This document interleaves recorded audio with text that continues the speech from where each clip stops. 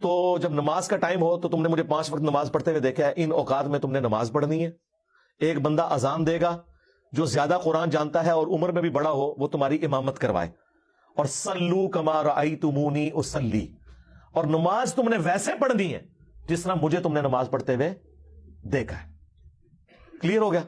یہ جملہ آپ کسی انٹرنیشنل عدالت میں بھی لے جائیں تو وہ آپ کے علماء کی جہالت کے اوپر ہنسیں گے کہ اس کے بعد رسول اللہ کو یہ کہنے کی ضرورت ہے کہ جب نماز شروع کرنا تو ہاتھ کانوں تک اٹھانا، جب رکوع میں جانا تو ہاتھ کانوں تک اٹھانا، جب رکوع سے سر اٹھانا تو ہاتھ کانوں تک اٹھانا، سبحان ربی العظیم رکوع میں پڑھنا، سبحان ربی الاعلی سجدے میں پڑھنا، فجر کے 2 فرض پڑھنا، زور کے، یہ سارا کچھ آپ کو کہنے کی ضرورت ہے جو لوگ 20 دن سے حضور کو دیکھ رہے ہیں. اس کے بعد صرف ایک ہماری ذمہ داری ہے کہ جس شخص کو حضور نے یہ کہا نا تم نے نماز ویسے اسٹیبلش کرنی ہے جس طرح مجھے تم نے دیکھا ہے، ہم اس شخص سے یہ بتا دیں کہ حضور کو نماز پڑھتے ہوئے اس نے کیسے دیکھا ہے. پھر کام ختم ہو گیا نا. رفع الیدین کا حکم آ جائے گا نا بیچ میں، جب آپ نے کہا تم نے نماز اس طرح پڑھنی ہے جس طرح مجھے پڑھتے ہوئے دیکھا، جوامع کلمات ہو گئے. تو سرکار مالک بن حویرث سے پوچھ لیں، بخاری مسلم دونوں میں موجود ہے کہ مالک بن حویرث رضی اللہ تعالیٰ عنہ کہتے ہیں کہ جب نبی علیہ السلام نماز شروع کرتے تو دونوں ہاتھ کانوں تک اٹھاتے.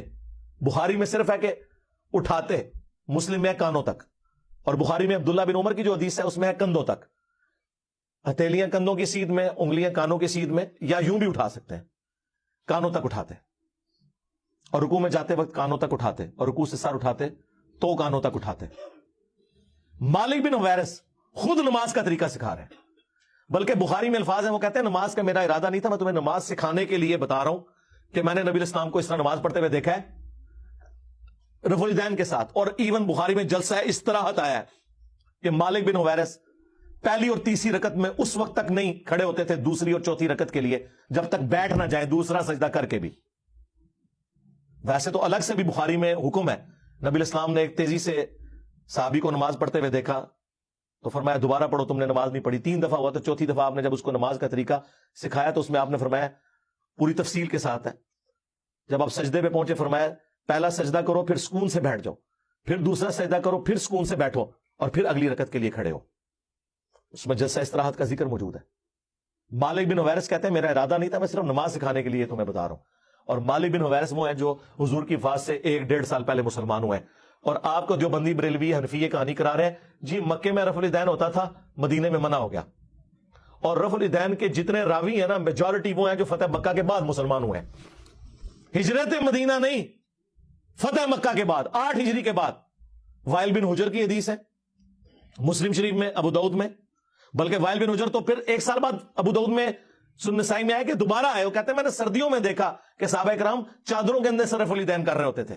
اس سے یہ بھی مسئلہ پتا چل گیا کہ چادر کے لیے ہاتھ باہر نکالنے کی ضرورت نہیں، اندر سے بھی رفع الیدین ہو سکتا ہے.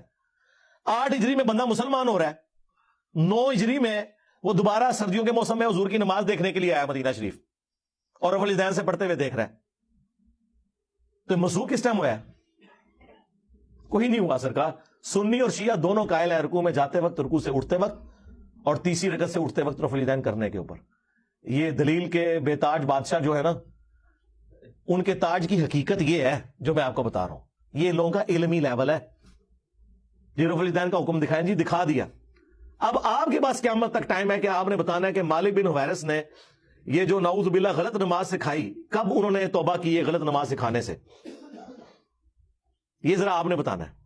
ابو حمید سعدی کی حدیث بخاری میں بھی ہے اور تفصیل کے ساتھ جامع ترمذی اور سنن نبی داؤد میں. 10 صحابہ کی موجودگی میں انہوں نے نماز کا طریقہ جب سکھایا تو باقی 10 لوگوں نے کہا کہ آپ تو بالکل اینڈ پہ مسلمان ہوئے ہیں. انہوں نے کہا کہ اس میں کوئی لڑائی جھگڑے والی بات نہیں، میں تمہارے سامنے نماز پڑھتا ہوں، اگر میں غلطی کروں مجھے بتا دینا. تو انہوں نے 10 صحابہ کی موجودگی میں نماز پڑھی. اس سے یہ بھی ثابت ہو گیا کہ وہ شخص نماز کا طریقہ بیان کر رہا تھا جو اینڈ پہ مسلمان ہوا، اور باقی صحابہ کہہ رہے ہیں تو بالکل آخر میں آیا. اور پھر جب وہ نماز کا طریقہ بتا چکے تو 10 نے بیک زبان کہا کہ آپ نے بالکل صحیح نماز پڑھی، رسول اللہ اسی طرح نماز پڑھا کرتے تھے. مراد یہ کہ حضور کی وفات کے بعد ذکر ہو رہا ہے.